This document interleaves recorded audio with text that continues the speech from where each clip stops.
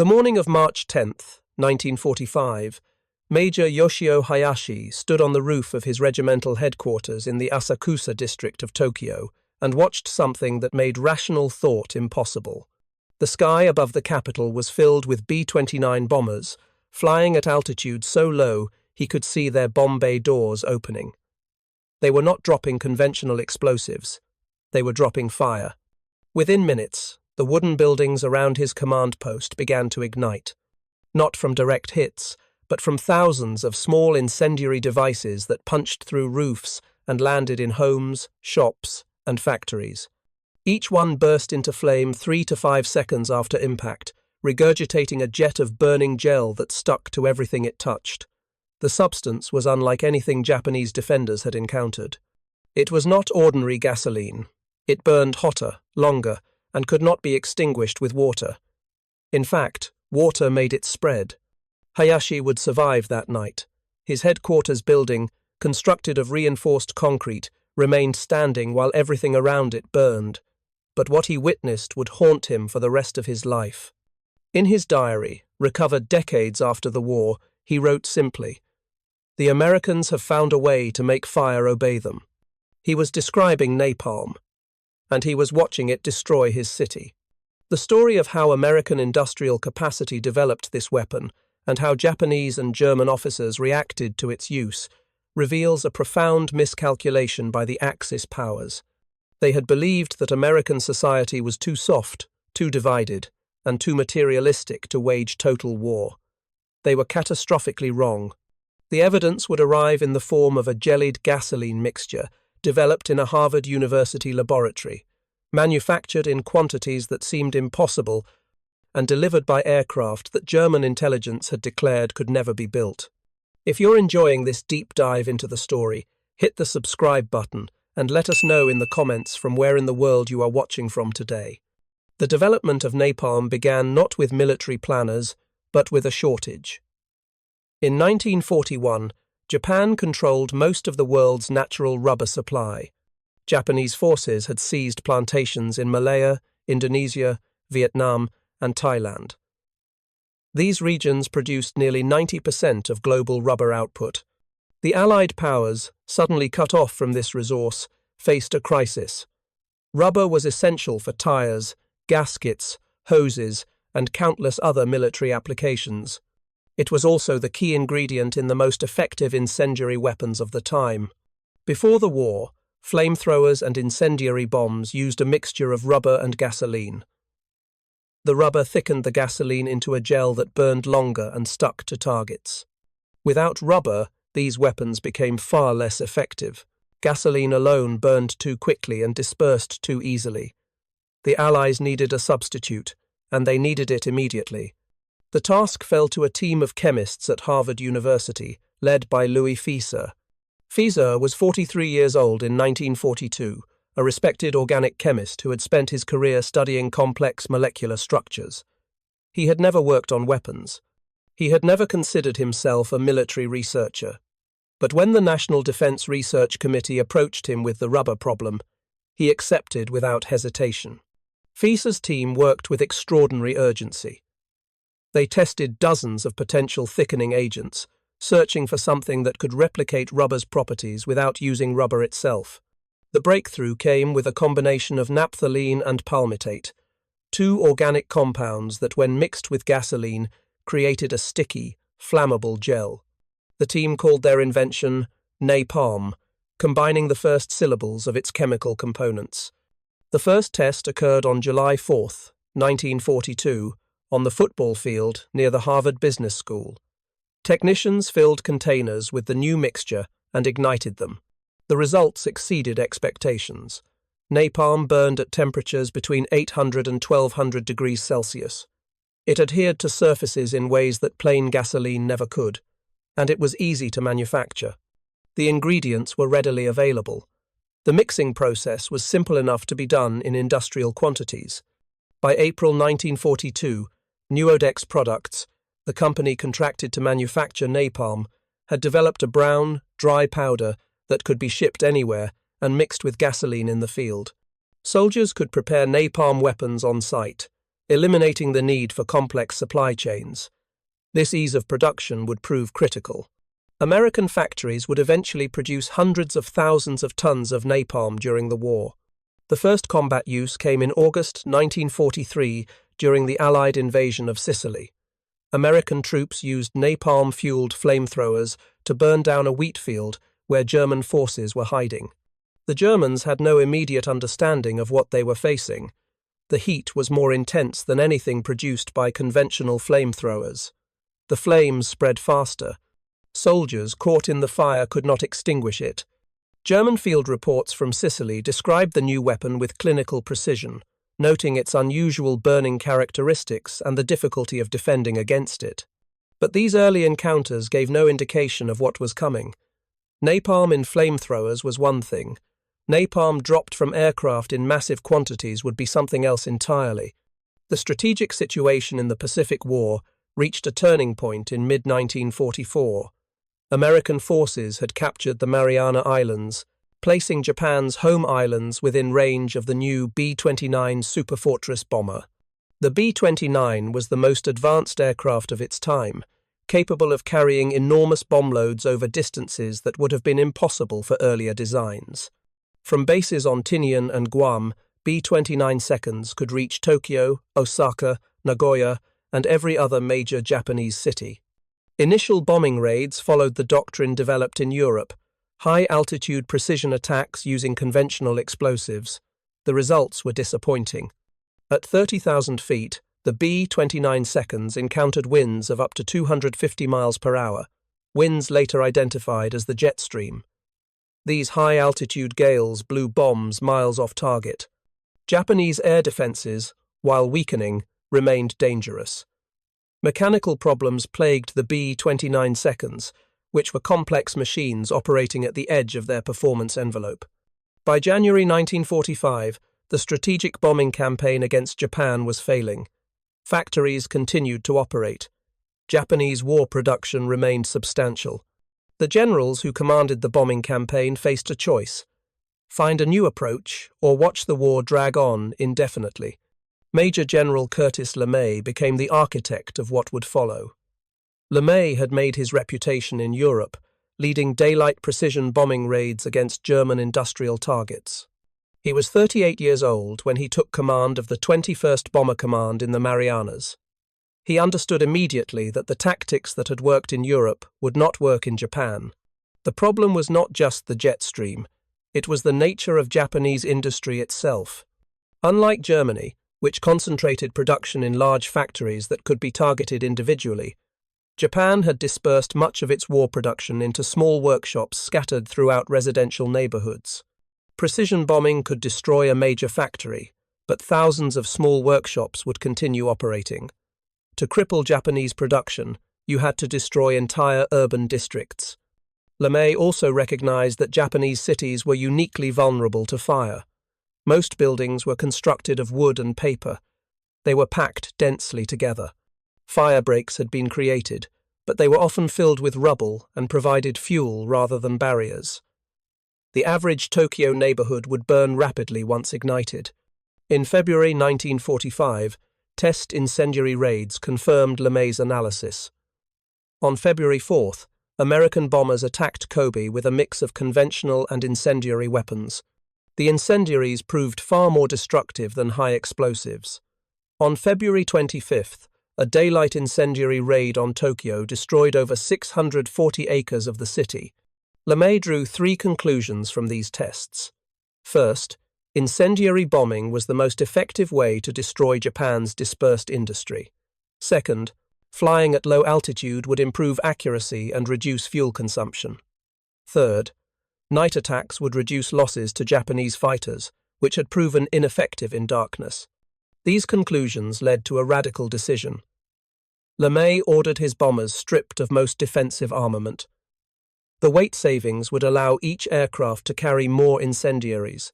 He ordered crews to fly at altitudes between 5,000 and 9,000 feet, far lower than the 30,000-foot altitudes used previously. And he ordered attacks to be conducted at night, when Japanese air defenses would be weakest. The gamble was enormous. If Japanese night fighters proved more effective than intelligence suggested, losses would be catastrophic. If anti-aircraft fire concentrated at lower altitudes proved deadly, entire bomber formations could be wiped out. LeMay was betting the effectiveness of the entire strategic bombing campaign on a tactic that defied conventional wisdom. On March 8, 1945, LeMay issued orders for Operation Meeting House, a massive firebombing attack on Tokyo scheduled for the following night. He did not seek formal approval from his superiors. He later explained that he wanted to protect them from blame if the operation failed, but the evidence suggests he knew they would not object.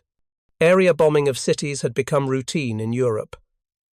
The distinction between military and civilian targets had eroded throughout the war. What LeMay proposed for Tokyo was simply a larger-scale version of what had already been done to Dresden, Hamburg, and dozens of other German cities. The crews who would fly the mission received their briefing on March 9th.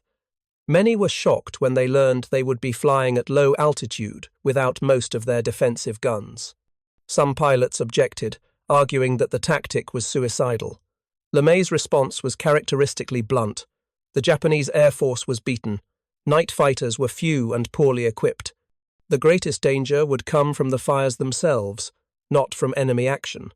334 B-29 seconds took off from bases in the Marianas on the evening of March 9th. The first Pathfinder aircraft arrived over Tokyo just after midnight. Their job was to mark the target area for the bombers that would follow. They dropped their incendiaries in a large X pattern centered on the Shitamachi district, a densely populated working-class neighborhood east of the Imperial Palace. The incendiaries ignited immediately, creating a flaming cross visible for miles. The main bomber stream began arriving at approximately 12:30 a.m. 279 aircraft dropped 1,665 tons of incendiary bombs over the next 3 hours. The ordnance consisted primarily of M69 cluster bombs. Each cluster bomb contained 38 incendiary bomblets filled with napalm. The clusters opened at about 2,000 feet, dispersing the bomblets across a wide area. When the M69 seconds hit, they punched through thin roofing material or landed on the ground. 3 to 5 seconds later, they ignited and regurgitated jets of flaming napalm that spread in all directions. Within the first 2 hours, individual fires coalesced into a general conflagration. The phenomenon was similar to what had occurred at Dresden and Hamburg, a firestorm. Hot air rising from thousands of burning buildings created powerful updrafts. Cool air rushed in from the periphery to replace the rising air, creating winds that exceeded 60 miles per hour. These winds spread the fire faster than people could run. Major Yoshio Hayashi, standing on his rooftop command post, watched the fire spread through his district with mechanical precision. He later wrote that it moved like a living thing, flowing down streets, jumping across canals, consuming everything in its path. The heat was so intense that it ignited buildings hundreds of feet from the main fire. Glass melted, metal warped, concrete cracked. The people of Tokyo had been organized into neighborhood firefighting associations, groups of civilians trained to fight fires with hand pumps and bucket brigades. These associations proved completely ineffective against napalm fires. Water made the fire spread, sand and dirt had minimal effect. The only option was to flee. But fleeing was not simple. Tokyo's streets were narrow and winding. Canals that might have provided refuge had been filled with rubble from previous raids. The few air raid shelters that existed were inadequate for the scale of the firestorm. Many people who sought shelter in these underground spaces died from asphyxiation as the fires consumed all available oxygen. Others tried to escape by running through the flames. Survivor accounts describe streets filled with people whose clothes were on fire, who kept running even as they burned. Some reached canals and jumped into the water, only to find that the water itself was covered with a layer of burning napalm that had run off from nearby fires. The American bomber crews experienced their own horror. The smell of burning human flesh penetrated the aircraft at 5,000 feet. Tail gunners reported seeing a red glow from the burning city 150 miles away as they flew home. Several crew members vomited from the smell. Some wept. They had destroyed a city in a single night, killed more people than had died in any previous air raid in human history. When dawn broke on March 10th, 16 square miles of central Tokyo had been destroyed. The Tokyo Metropolitan Police Department eventually established a figure of 83,793 dead, 40,918 wounded, and 267,171 buildings destroyed. Other estimates place the death toll above 100,000. More than 1 million people were homeless. Emperor Hirohito toured the destroyed areas in the days following the attack. The emperor had remained largely removed from the day-to-day conduct of the war, acting as a ceremonial figure while military leaders made operational decisions. But the scale of destruction in Tokyo affected him profoundly. According to accounts from his aides, Hirohito told his advisors that week that he wanted to find a way to end the war before it imposed further destruction on the Japanese people. The emperor's reaction revealed something that American strategists had not fully anticipated. The firebombing campaign was not just destroying Japan's industrial capacity, it was breaking the psychological will of the Japanese leadership to continue fighting. The myth of Japanese fanaticism, of a population willing to fight to the last man, woman, and child, was beginning to crack. But the bombing did not stop with Tokyo. LeMay's campaign had only begun. Over the following months, B-29 seconds would firebomb more than 60 Japanese cities. The pattern established at Tokyo was repeated again and again. Pathfinders marked the target with a flaming X. Main bomber formations dropped thousands of tons of incendiaries. Firestorms consumed entire urban districts. Casualties mounted into the hundreds of thousands. On March 11th, Nagoya was attacked. On March 13th, Osaka. On March 16th, Kobe. On March 19th, Nagoya again. The pace was relentless. Japanese air defenses, already weakened by years of attrition, could do almost nothing to stop the raids. Night fighters shot down a handful of B-29 seconds, but the losses were far lower than LeMay had feared. The gamble had paid off. The campaign's effectiveness went beyond simple destruction of buildings. Firebombing killed or displaced the workers who staffed Japan's small workshops. It disrupted transportation networks. It forced the government to divert resources to relief efforts. Most significantly, it demonstrated to Japan's leaders that American industrial power was effectively unlimited. If the Americans could produce enough aircraft, enough bombs, enough napalm to destroy entire cities night after night, how could Japan possibly win? Japanese military intelligence compiled reports on the new weapon. Chemical analysis of recovered napalm residue confirmed its composition. Interrogation of captured American aircrew provided details about the weapon's production and deployment. What Japanese analysts discovered was deeply troubling. Napalm was not a scarce, exotic weapon requiring rare materials or complex manufacturing. It was simple to make. The ingredients were common. Production could be scaled almost indefinitely. This realization forced a fundamental reassessment of American industrial capacity. German intelligence had dismissed American production claims as propaganda. Japanese planners had made similar assumptions. But the evidence was now undeniable. American factories were producing weapons in quantities that defied comprehension. The napalm raining down on Japanese cities represented just one small fraction of America's total war production. German officers, watching reports from Japan with growing alarm, drew their own conclusions. If the Americans could produce this much napalm for use in the Pacific, what other weapons might they have in reserve? What other surprises awaited German forces if the war continued? The answer to those questions would arrive in August 1945, when atomic weapons reduced Hiroshima and Nagasaki to radioactive ruins. But even before the atomic bombs fell, the firebombing campaign had achieved its strategic purpose. Japan's industrial output had been cut in half. The transportation network was shattered. The will to continue fighting was eroding at the highest levels of government. If you find this story engaging, please take a moment to subscribe and enable notifications. It helps us continue producing in-depth content like this.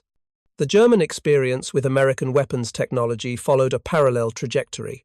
In Europe, Napalm was used less extensively than in the Pacific, but its psychological impact was significant. German troops first encountered napalm bombs in October 1943 during raids on ball-bearing plants at Schweinfurt. The fires burned with unusual intensity, suggesting a new type of incendiary weapon. More extensive use came during and after the Normandy invasion in June 1944. American aircraft dropped napalm on German defensive positions in the Falaise Pocket in August 1944. German soldiers who survived these attacks described them in their diaries and after-action reports with a consistent theme: the fire could not be escaped or extinguished.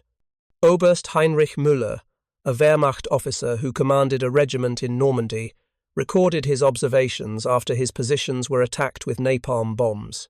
His diary, recovered by Allied intelligence officers in 1945, contains entries that reveal his growing understanding of what his forces faced. The Americans attack not with courage or skill, but with abundance. Müller wrote on August 7, 1944, "They have more of everything. More tanks, more artillery, more aircraft. And now they have this fire weapon that burns through everything. How do we fight an enemy who can simply bury us in munitions?"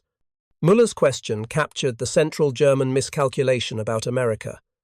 German military doctrine emphasized quality over quantity, believing that superior training, better tactics, and more advanced technology could overcome numerical disadvantages. This belief had served Germany well in the early years of the war.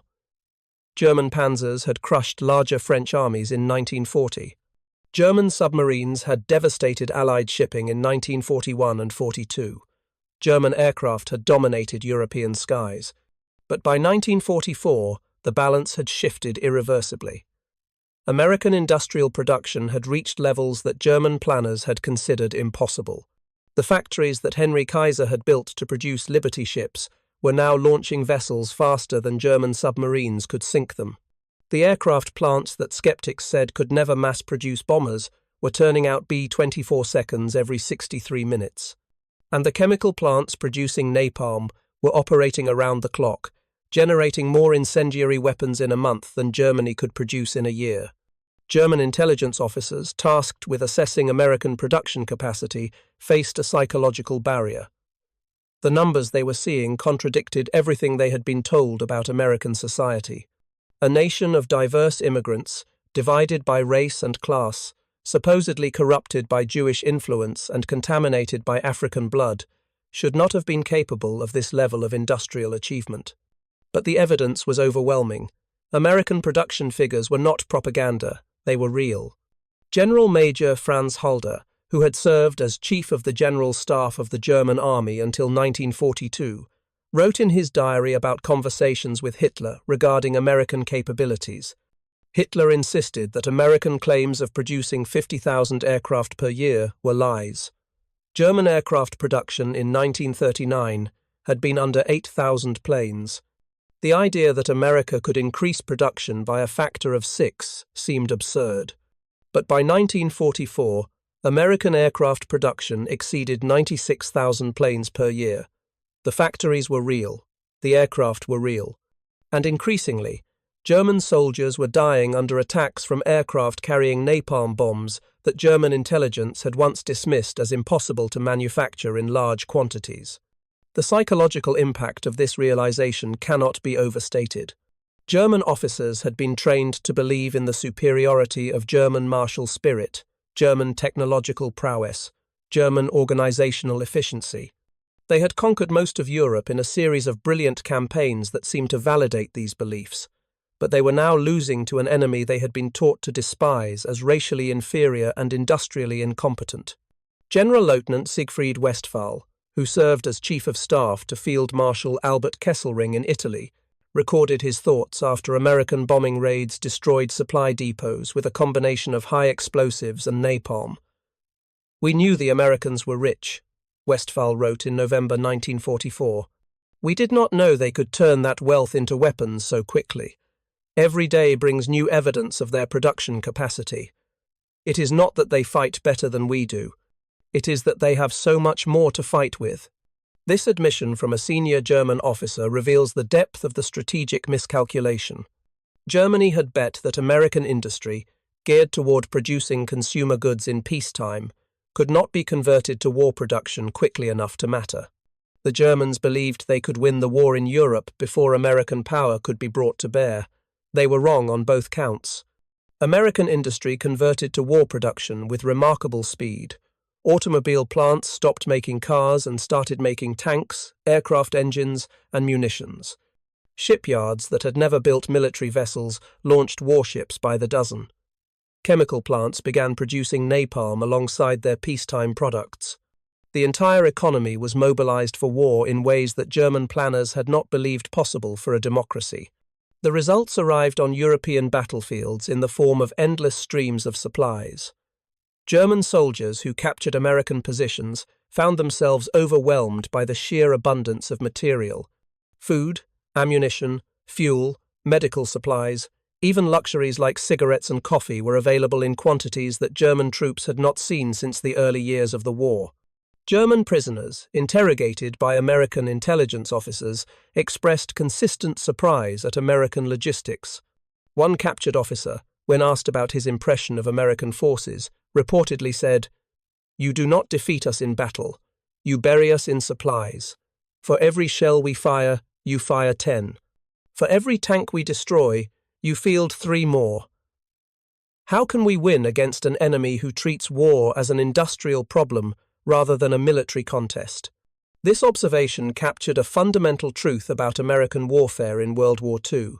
The United States did not try to match German tactical brilliance or Japanese fanatical determination. Instead, American forces applied overwhelming material superiority. When faced with a German strongpoint, American commanders called in artillery bombardments that expended more shells in an hour than a German artillery battalion possessed in its entire inventory. When German tanks threatened to break through, American forces responded with airstrikes that dropped napalm and high explosives in combinations that no defense could withstand. German tactical manuals emphasized economy of force, using minimum resources to achieve maximum effect. American doctrine emphasized the opposite. Use maximum resources to minimize casualties. Why risk soldiers when you could expend ammunition?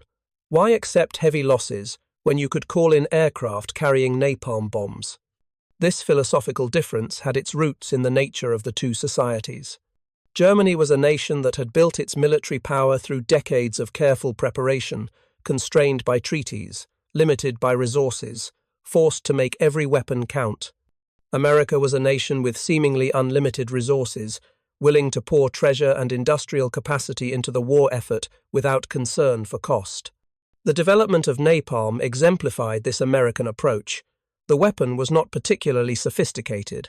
Its chemical components were simple, but American industry produced it in quantities that made sophistication irrelevant. German chemists could have developed napalm. German factories could have manufactured it. But German planners would never have devoted the resources to produce hundreds of thousands of tons of incendiary weapons for use in a single theatre of operations. By the spring of 1945, German officers writing in their diaries expressed a consistent theme. The war was lost not because German soldiers lacked courage or skill, but because American industry had proven impossible to overcome. Oberstleutnant Hans von Luck, who commanded a panzer regiment on the eastern and western fronts, wrote in April 1945, "We have fought well.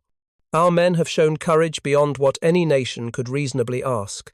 But courage alone cannot defeat an enemy who possesses unlimited resources. Every position we defend is eventually destroyed by artillery or by these firebombs. Every counterattack we launch is stopped by American aircraft. We are not being outfought. We are being outproduced."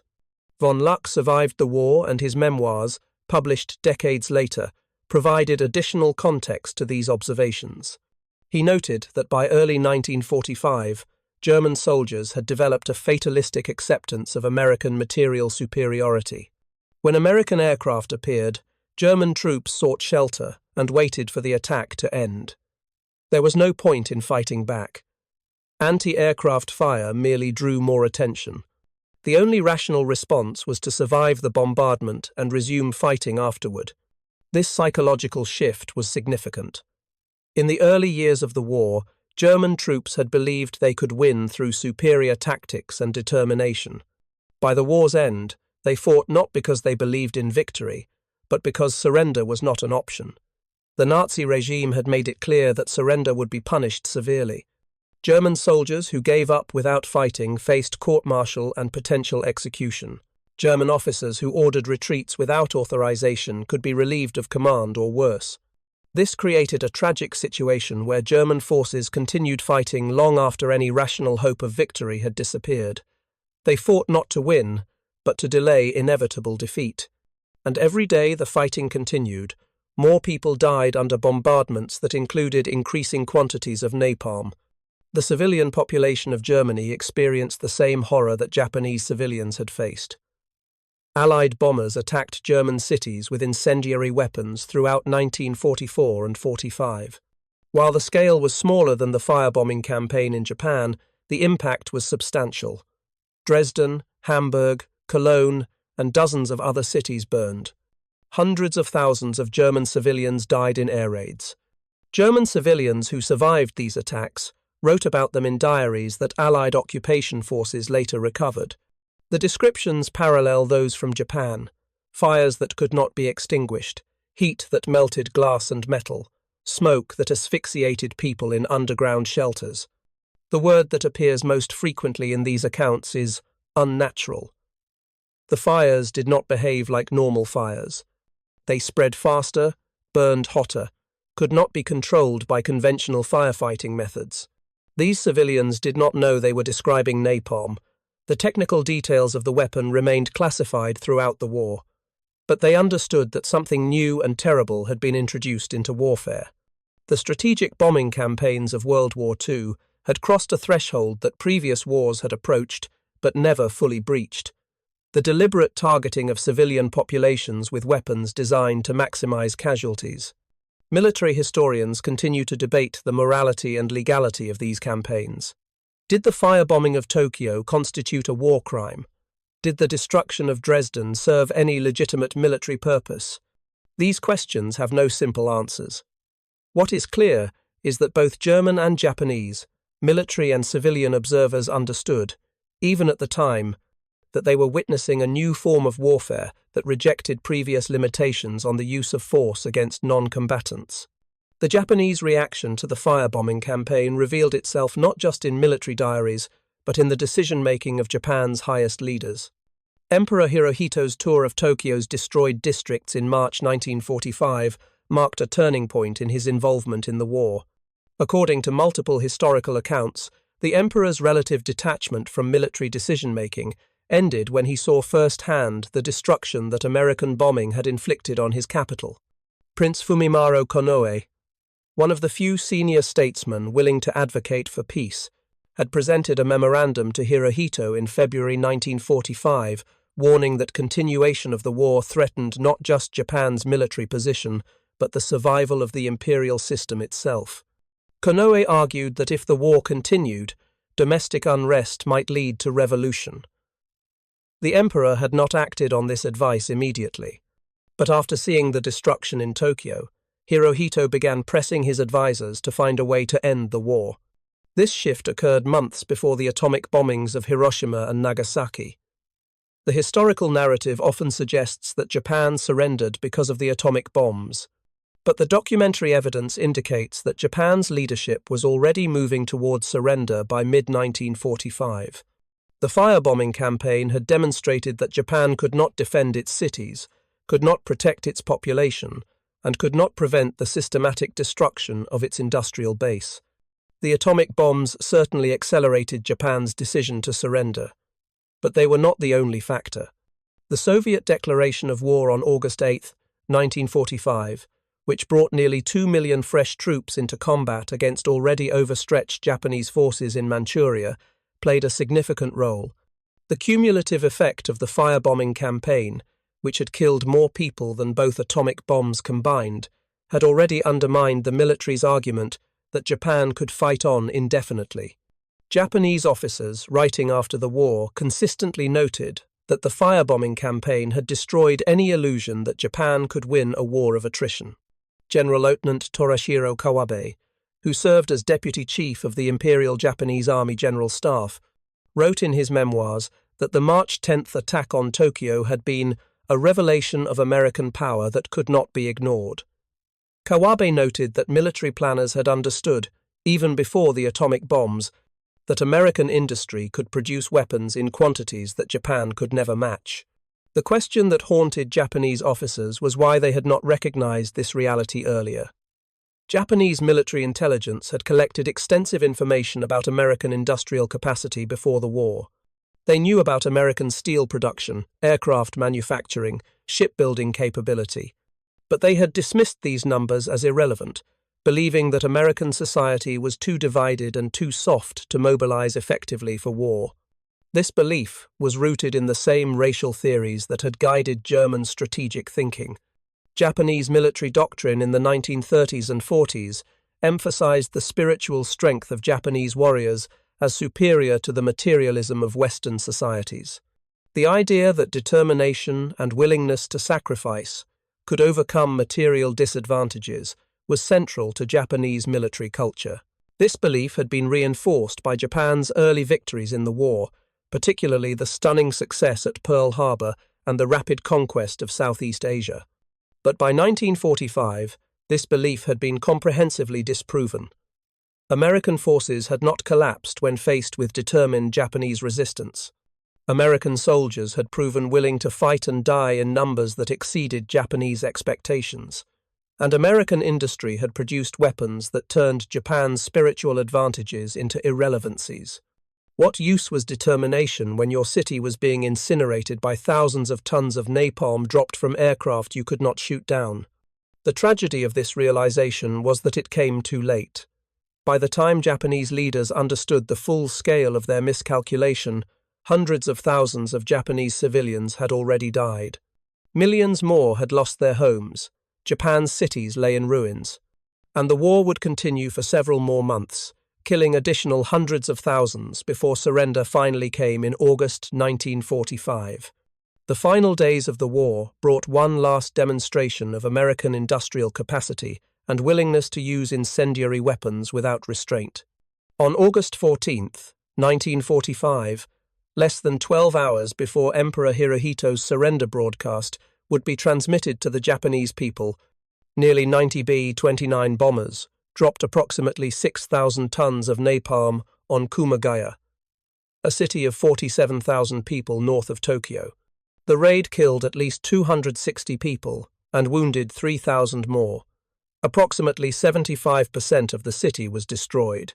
The attack achieved no significant military objective. By August 14th, Japan's surrender was already being finalized. The war was effectively over. But the bombers came anyway, because the missions had been scheduled, the aircraft were loaded, and no one had issued orders to cancel the raids. Survivors of the Kumagaya attack later described their confusion and anger. They had heard rumors of surrender. They had believed the war was ending. Then the bombers arrived, and their city burned. One survivor, Kazue Hojo, was 10 years old at the time. In interviews conducted decades later, she described waking to the sound of air raid sirens, fleeing with her family to high ground, and watching the city ignite below. She remembered that everything seemed wet the next morning, though she could not determine whether it was rain or the napalm itself or moisture from the fires. What she remembered most vividly was the smell, the acrid stench of burning buildings mixed with something else she could not identify. She would later learn it was the smell of burned human flesh. The Kumagaya raid represented the endpoint of a bombing campaign that had begun in earnest 6 months earlier. By August 1945, American bombers had dropped approximately 14,000 tons of napalm on Japan, destroying 67 cities and killing more than 300,000 civilians. The campaign had achieved its strategic objectives. Japan's industrial capacity was shattered, transportation networks were disrupted, and the will to continue fighting had been broken. But the campaign had also revealed something about modern warfare that troubled even some of those who conducted it. General Curtis LeMay, the architect of the firebombing strategy, later acknowledged that if the United States had lost the war, he would have been tried as a war criminal. What makes it immoral if you lose, and not immoral if you win? he asked. The question has never been satisfactorily answered. Robert McNamara, who served under LeMay as a statistical analyst during the war and later became Secretary of Defense, wrestled with the moral implications of the firebombing campaign for the rest of his life. In interviews conducted decades after the war, McNamara admitted that he and LeMay had behaved as war criminals. The systematic targeting of civilian populations with incendiary weapons designed to maximize casualties violated traditional concepts of proportionality and discrimination in warfare. Yet, it had been done, with full knowledge of the consequences, because military leaders believed it would shorten the war and save American lives. This utilitarian calculation that killing hundreds of thousands of enemy civilians was justified if it prevented an invasion that might have cost millions of lives raises questions that extend beyond World War II. The same logic would be applied to justify the atomic bombings of Hiroshima and Nagasaki. It would be used to defend bombing campaigns in Korea and Vietnam. It continues to shape debates about military ethics in the 21st century. The German and Japanese officers who wrote about American weapons with horror in their diaries were witnessing not just the defeat of their nations, but the birth of a new kind of warfare. Total war, as practiced in World War II, acknowledged no meaningful distinction between combatants and non-combatants. Industrial workers producing weapons were legitimate targets. Civilians living near factories were acceptable casualties. Entire cities could be destroyed if military planners deemed the destruction useful. This approach reached its logical conclusion with nuclear weapons, but it began with napalm. The jellied gasoline developed in a Harvard laboratory became the weapon that demonstrated American willingness to wage war without traditional restraints. German and Japanese officers recognized this reality as it unfolded. Their diaries and reports document their growing understanding that they faced an enemy who possessed both the industrial capacity and the moral willingness to destroy entire populations if necessary to achieve victory. The lesson they learned, written again and again in diaries and memoirs, was that their fundamental assumptions about America had been wrong. They had believed American society was weak because it was diverse. They had assumed American industry could not convert to war production quickly enough to matter. They had calculated that American soldiers would lack the martial spirit to fight effectively. They were wrong on every count. The firebombing campaign continued through the summer of 1945. By early August, more than 60 Japanese cities had been attacked with incendiary weapons. The pace of destruction was relentless. On the night of August 1st, 4 cities were attacked simultaneously: Hachioji, Toyama, Nagaoka, and Mito. Toyama was 99% destroyed, the highest percentage of destruction achieved by a single raid during the entire war. The systematic destruction of Japan's urban infrastructure had multiple strategic effects. Industrial production declined sharply as factories were destroyed and workers killed or displaced. Transportation networks were disrupted as rail yards and switching stations burned. Food distribution broke down as warehouses were incinerated, and transport capacity was diverted to emergency relief efforts. Most significantly, the firebombing campaign demonstrated to Japan's leadership that the Americans possessed both the capacity and the willingness to destroy the entire country. The Supreme Council for the Direction of the War, the 6-member body that controlled Japanese strategic decision-making, met repeatedly through the summer of 1945 to discuss ending the war. The council was split between those who favored accepting the terms of the Potsdam Declaration, which demanded Japan's unconditional surrender, and hardliners who insisted that Japan must fight on.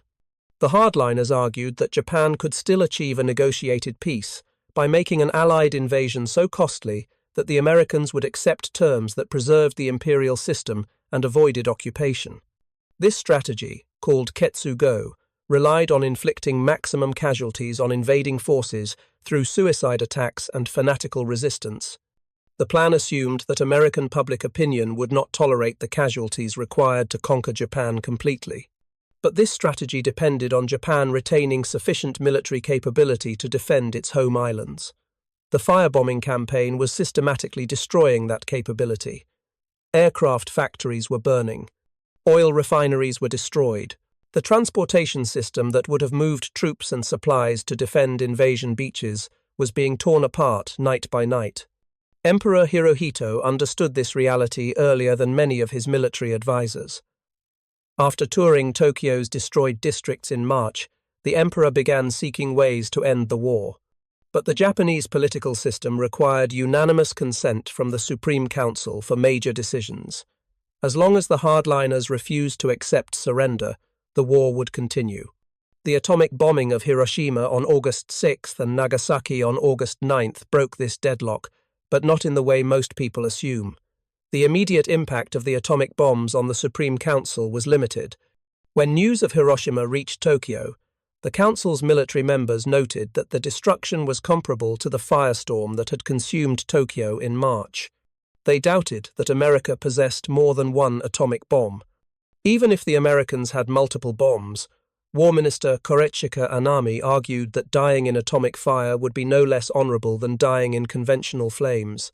What changed the equation was the Soviet declaration of war on August 8th. The Soviet Union had remained neutral in the Pacific War, despite being allied with the United States and Britain in Europe. Japanese leaders had hoped to use Soviet mediation to negotiate terms for ending the war that would avoid unconditional surrender. The Soviet declaration of war destroyed this hope. Japan now faced enemies on all sides, with no prospect of diplomatic escape. On the night of August 9th, after learning of the Nagasaki bombing and the Soviet invasion of Manchuria, Emperor Hirohito convened a meeting of the Supreme Council. After hours of debate that produced no consensus, the emperor exercised authority he had rarely used during the war. He declared that Japan must accept the Potsdam Declaration's terms, with the single condition that the imperial institution be preserved. It seems obvious that the nation is no longer able to wage war, Hirohito told the council, and its ability to defend its own shores is doubtful. The emperor's intervention was decisive, but it did not end the debate. Military hardliners argued that even the emperor's decision should not override the army's determination to fight on. When the Allied response arrived on August 12th, stating that the emperor's authority would be subject to the Supreme Allied Commander, another crisis erupted. Some military leaders interpreted this as unacceptable. The debate continued for 3 more days. On the night of August 14th, as the final surrender decision was being made, a group of army officers led by Major Kenji Hatanaka attempted a coup. They seized control of the imperial palace and searched for the recording of the emperor's surrender announcement, which was scheduled to be broadcast the following day. They hoped to destroy the recording and prevent the surrender. Loyalist forces crushed the coup after several hours. General Anami, the war minister who had opposed surrender most vehemently, committed suicide rather than hear the emperor's words of capitulation. At noon on August 15th, Emperor Hirohito's voice was broadcast to the Japanese people. It was the first time most Japanese citizens had heard their emperor speak. The recording quality was poor, and Hirohito used archaic court language that many listeners struggled to understand. But the message was clear. Japan had accepted the Potsdam Declaration. The war was over. The formal surrender was signed aboard the battleship USS Missouri in Tokyo Bay on September 2nd. Japanese Foreign Minister Mamoru Shigemitsu and General Yoshijiro Umezu signed on behalf of Japan. General Douglas MacArthur signed for the Allied powers. The ceremony was brief and without celebration. The war that had begun with Japan's attack on Pearl Harbor on December 7th, 1941, had ended with Japan's complete capitulation. The human cost of the strategic bombing campaign against Japan remains difficult to calculate with precision. The Tokyo firestorm of March 10th killed at least 80,000 people, possibly more than 100,000. Conservative estimates place total civilian deaths from the bombing campaign at 300,000 to 400,000. Other estimates suggest the number may have exceeded 500,000.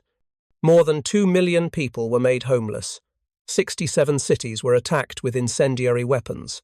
Millions of tons of bombs, including approximately 14,000 tons of napalm, were dropped on Japanese urban areas.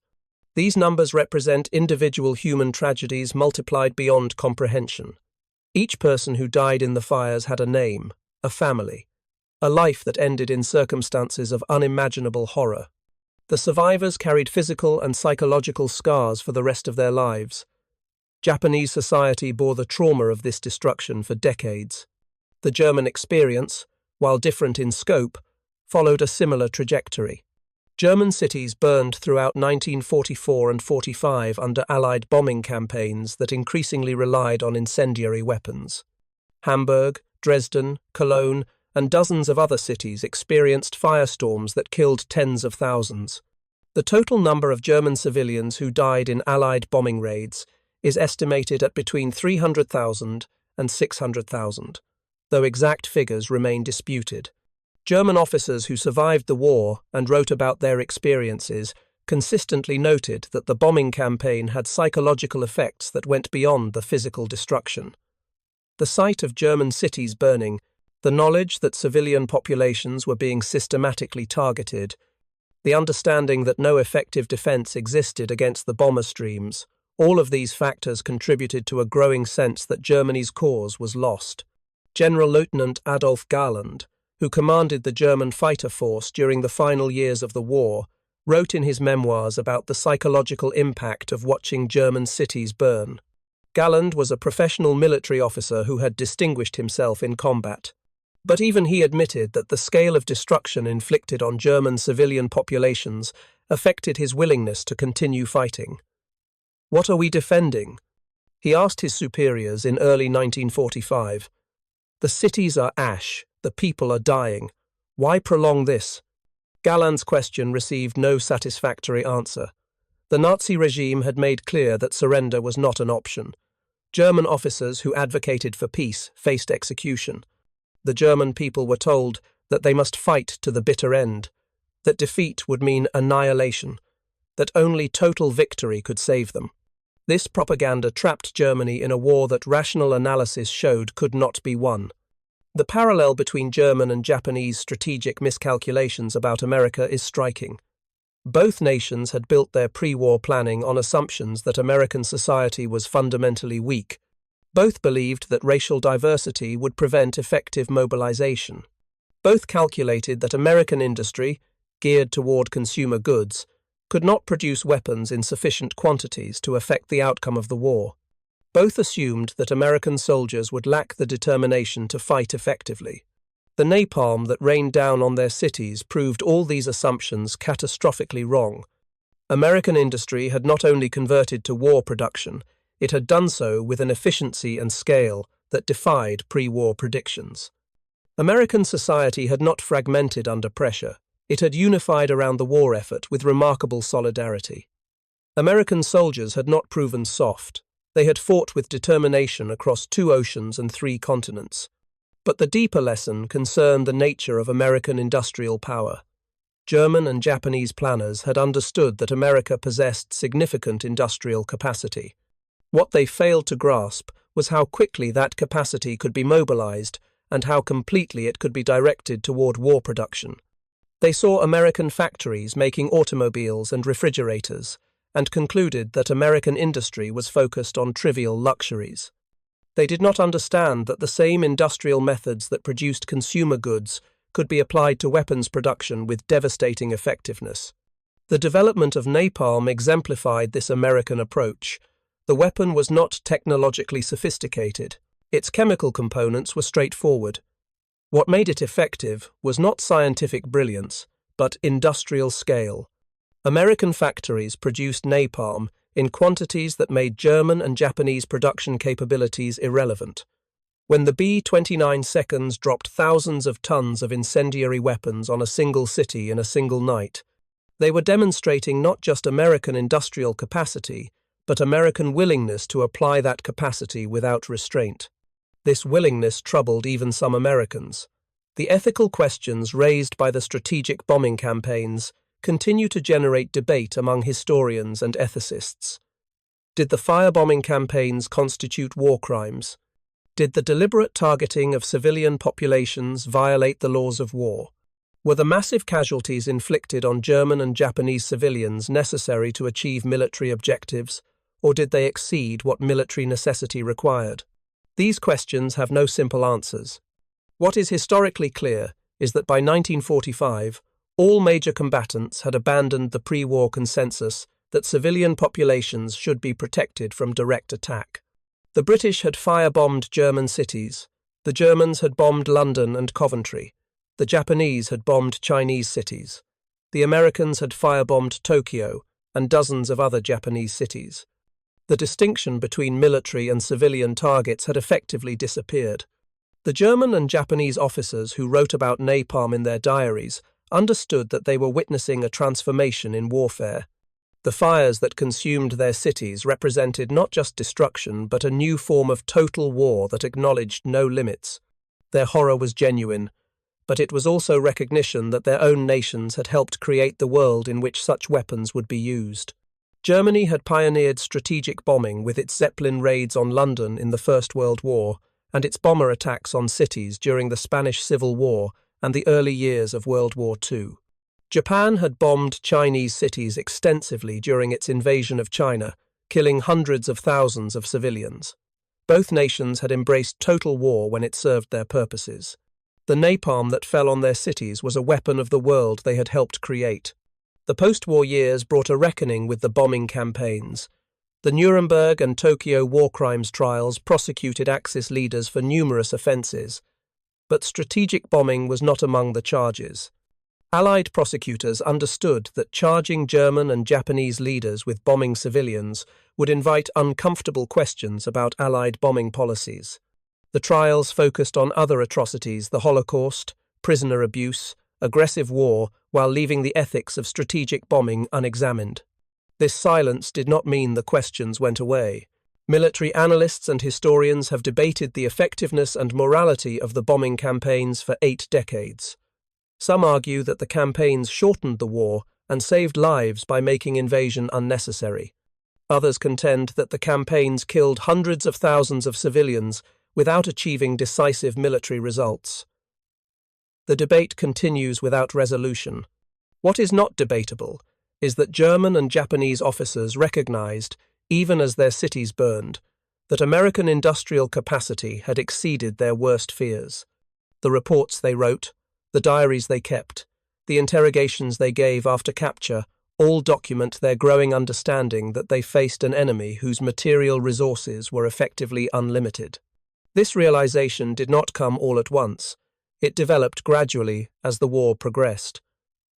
Early in the conflict, German and Japanese intelligence officers dismissed American production claims as propaganda. By the war's end, they were watching American bombers attack their cities night after night, with weapons that American factories produced faster than German and Japanese forces could shoot down the aircraft carrying them. The strategic implications were devastating. If American industry could produce this much napalm, this many bombs, this many aircraft to deliver them, what else might American factories be producing?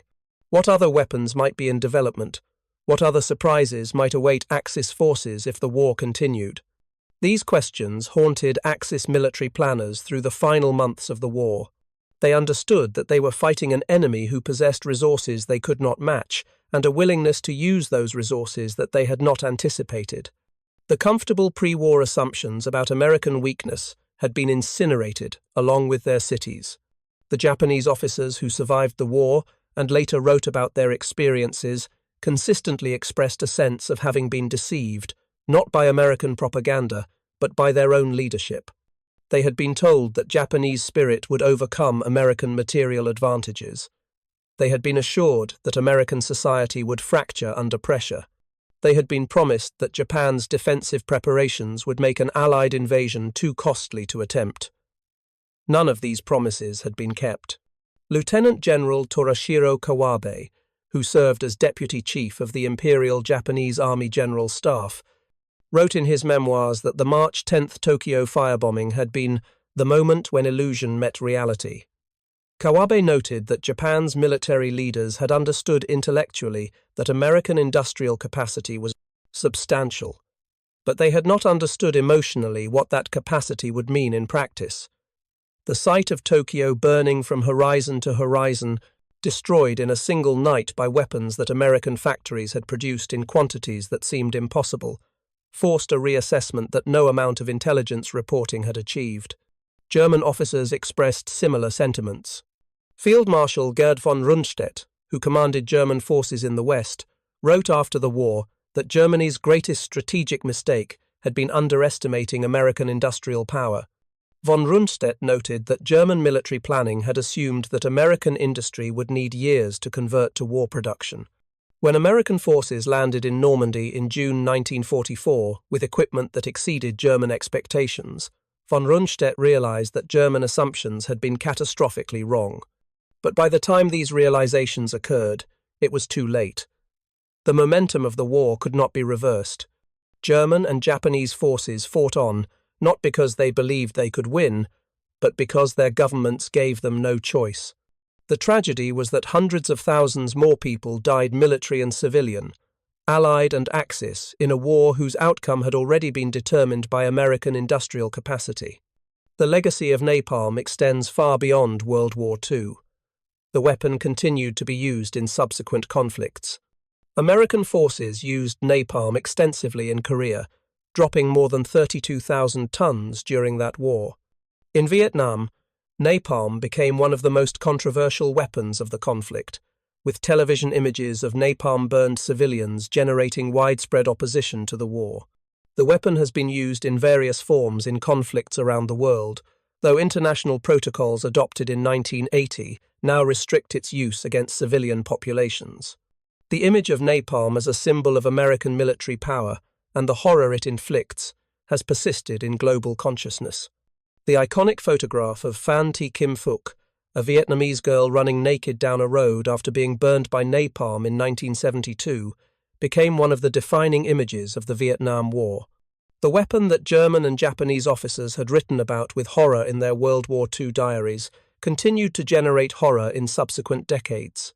But the specific circumstances of World War II, the strategic bombing campaigns, the firestorms that consumed entire cities, the hundreds of thousands of civilian casualties represent a unique chapter in military history.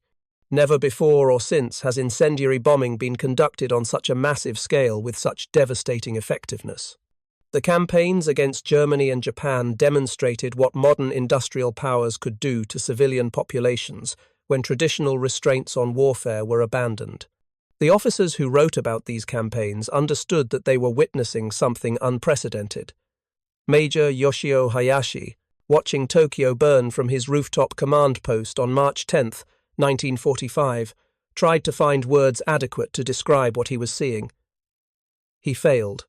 No language could capture the horror of a city of 6 million people experiencing a firestorm that killed more than 100,000 in a single night.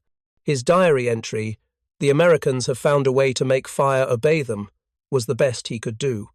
Oberst Heinrich Müller, writing from Normandy after watching American forces attack German positions with napalm, expressed a similar struggle to articulate what he was experiencing. "How do we fight an enemy who can simply bury us in munitions?" he asked. The question was rhetorical. Müller knew there was no answer. Germany could not match American production.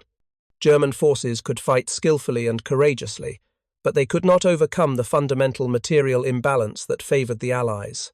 The human beings who experienced these campaigns, the civilians who burned in firestorms, the soldiers who fought under bombardment they could not answer, the officers who watched their cities destroyed while lacking the resources to defend them all, became participants in a historical moment that reshaped warfare. Total war, as practiced in World War II, demonstrated that modern industrial powers possessed the capacity to inflict destruction on a scale that previous generations would have considered impossible. The question that emerged from this demonstration was not whether such destruction was possible, but whether it should be employed. That question remains relevant today, as military technology continues to develop weapons of increasing lethality. The napalm that German and Japanese officers wrote about with horror in their diaries was, in its time, the cutting edge of destructive technology. Today's weapons make World War II-era napalm seem almost primitive by comparison. But the fundamental ethical questions remain unchanged. When should force be used against civilian populations? What limits should restrain the application of military power? How do societies balance military necessity against humanitarian concerns? These questions troubled some Allied leaders even during World War II, and they continue to challenge policymakers and military commanders in the 21st century. The German and Japanese officers who documented their experiences understood that they were living through a transformation in warfare that would have implications far beyond their immediate circumstances. They were not merely witnessing the defeat of their nations. They were witnessing the birth of a new form of warfare in which industrial capacity, applied without traditional restraints, could systematically destroy entire societies. Their horror was genuine, and their diaries and reports document that horror in detail. But these documents also reveal a deeper recognition that the world they had known, in which warfare was governed by certain understood limitations, had ended. The napalm that consumed their cities was both weapon and symbol, a weapon that killed with terrible efficiency, and a symbol of how completely modern war had transcended previous boundaries. The story of how American industrial capacity developed napalm, produced it in massive quantities, and deployed it against Axis cities reveals fundamental truths about World War II that extend beyond simple narratives of good versus evil. It reveals a conflict in which all major participants abandoned traditional restraints on the use of force. It demonstrates how industrial power, when mobilized for war, can achieve results that previous generations would have considered impossible. And it shows how strategic miscalculations by Axis powers their fundamental misunderstanding of American industrial capacity and societal resilience led directly to catastrophe. German and Japanese leaders had looked at America and seen what they wanted to see. A soft, divided, materialistic nation unsuited for total war. They did not see what actually existed, a nation with industrial capacity that could be mobilized with remarkable speed, societal unity that could be forged in the crucible of conflict, and a willingness to apply overwhelming force to achieve victory. The napalm that fell on their cities was the physical manifestation of this miscalculation. Every ton of jellied gasoline that American bombers dropped represented not just destruction, but proof that Axis assumptions about American weakness had been catastrophically wrong. The fires that consumed Tokyo, Hamburg, Dresden, and dozens of other cities were funeral pyres for the strategic illusions that had guided Axis planning. By the time German and Japanese officers understood the magnitude of their error, hundreds of thousands of people had already died, and hundreds of thousands more would die before the war finally ended. The tragedy was not just in the death and destruction, but in the fact that this suffering resulted from miscalculations that more careful analysis might have prevented. The lesson remains relevant today. Nations continue to make strategic assessments based on assumptions about their adversaries' capabilities and intentions. When those assumptions are wrong, the consequences can be catastrophic. The German and Japanese officers who wrote about American napalm with horror in their diaries learned this lesson at terrible cost. Their words, preserved in archives around the world, stand as testimony to the dangers of strategic miscalculation and the human cost of total war. Up next, you've got two more standout stories right on your screen. If this one hits the mark, you won't want to pass these up. Just click and check them out. And don't forget to like, subscribe, and turn on the notification bell so you don't miss any upload from us.